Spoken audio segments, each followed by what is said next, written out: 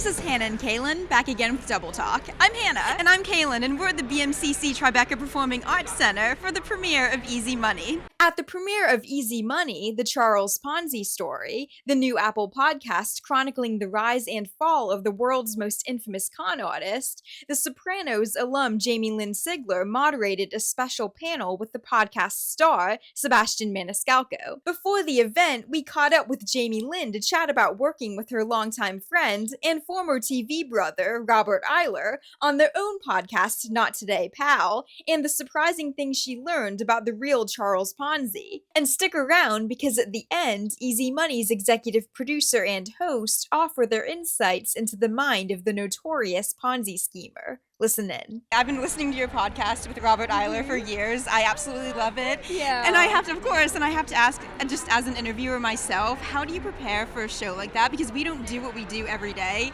and I don't know how you do so many shows so well. Okay, so as far as the podcast with Rob goes, I give him all the credit because a lot of our content is him. He has a lot of time in his hands, more than I do because I have kids. And he just thinks of things that will either incite a reaction out of me or, him and I are two very different people that have a lot of love and respect for each other. So I think bringing up different types of topics and having our different opinions and just our chemistry and our banter, it just works. Thank you for listening and liking it. But something like this today, I had to heavily prepare for, makes me a little nervous. I've never been a moderator of a panel. Really? Oh, no, this is my first time. I don't know why I agreed to it. Not to say I'm not happy I'm here, but I'm definitely nervous. Thank you. First of all, I like that you still clearly have kind of like a sibling chemistry with Rob after all these years. How has the dynamic, do you think, changed? I mean, it's so crazy how you have so many fundamental memories of growing up together. What is it like now to still be working together and thinking back to how you worked together so many years ago? Yeah, we went through such a unique experience together that nobody will ever understand but the two of us. But we've been friends longer than the show existed. So much of our relationship is not about the show.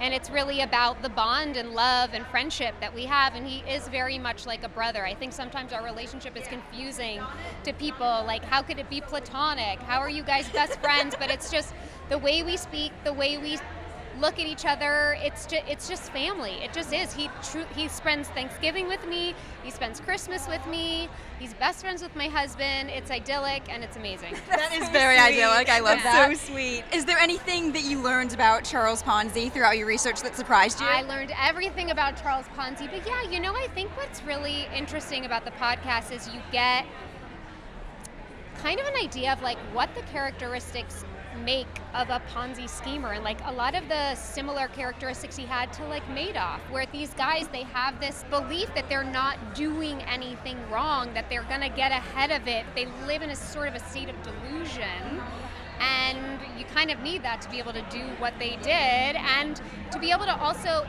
have an entire group of people trust you. They're very magnetic people, so it's very interesting to learn about him, especially in a time where there was nothing like that before. What is the most surprising thing that you learned about Charles Ponzi throughout the process?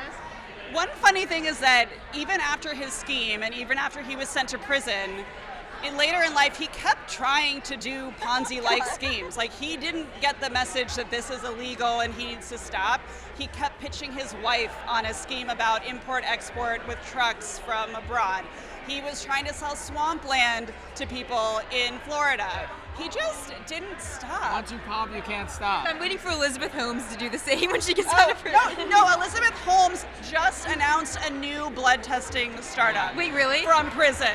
No. You cannot look it up. Look it up. It's real. Oh my God. See? Worst thing I've ever heard. It's like in their blood. But no pun intended. It's her husband doing it. Oh, okay. They're narcissists, right? Yeah. So they just are thinking about themselves and they're not really thinking 10 steps down the road, how is this going to turn out for me? It's just like, I'm so great, aren't I? Sebastian Maniscalco was an inspired choice, I think, for Charles Ponzi. Why is he the best person to play the character? Of course, he's an amazing stand-up comedian and he's so, powerful on stage and has such a big presence. But he also has this other kind of side to him that can really be serious and really kind of take things slow and have sensitivity, and I think we really saw a lot of that in this. Do you think that part of doing a show like this is trying to figure out if he justified it to himself, and if so, how? Oh, absolutely. I think we didn't do our job if you're not, by the end of this show, wondering, is he a good guy? Is he a bad guy? Did he do good things? Did he do bad things? Can all be true? Yeah, they can all be true. And I think that this story really shows that, and hopefully we brought that to life. Any one of us could, at different turns in our life, make the kinds of decisions that would lead us to a bad place. Yeah. And I think that that's what we explored, these forks in the road where he made a decision that let it worse and worse and worse and dug himself into a hole. I mean, the entire time he thought he had a legitimate business idea that just hadn't fully panned out yet. He just needed a little bit more time. He really believed that. Yeah, to prove to the world that he could make a huge profit. And so I think that it just shows that this is not like these people are monsters and, push them aside. It's like these people exist among us, and there's a lot more to this story than this one thing that they did. And when you dig deeper, you find that. Yeah.